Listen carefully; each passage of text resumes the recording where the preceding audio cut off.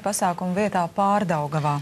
Sveiki, Kristīna! Kāda ir jaunuma, vai viss joprojām notiek bez provokācijām un nekārtībām? Labvakar, atrodos pie Uzvaras pieminekļa un jāteic, vienīgais, kas ir patraucējis pasākumu norisē, ir lietus, un tas, protams, ir labi, jo nozīmē, ka policija ir bijusi uzdevuma augstumos. Un tieši tāpēc uz sarunu arī esmu aicinājusi valsts policijas pārstāvu Guntaru Marķitānu. Labvakar! Labvakar!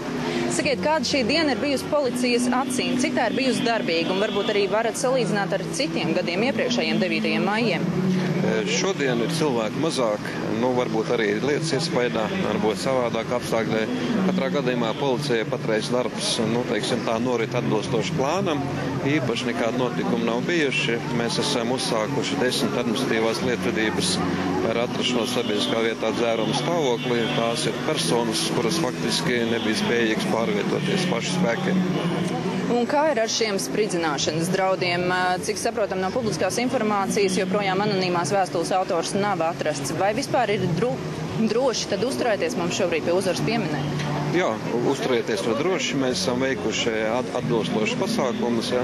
Tā kā policija ir uzdevuma augstumos un cilvēki var mierīgi arī šeit atrasties. Kā redzam, šobrīd arī lielākais cilvēku pieplūdums nāk. Vai tas nozīmē, ka policijai varbūt vakaram ir paredzēti kādi īpaši drošības pasākumi? Jā, šodien bija darba diena, iespējams arī tāpēc, darba diena ir beigusies, cilvēki sāk nākt. Arī iespējams tāpēc, ka koncerts būs, katrā gadījumā policija ir gatava jebkuriem apstākļiem, un ja būs nepieciešams, mēs esam arī gatavi pastiprināt savus rindus. Paldies jums, cerēsim, ka tikpat mierīgi pasākums arī noslēgsies. Tātad pēc programmas tas turpināsies vēl 4 stundas līdz 11:00, un policija būs sola būt modra arī pēc tam. Kolēģi? Paldies par šo informāciju.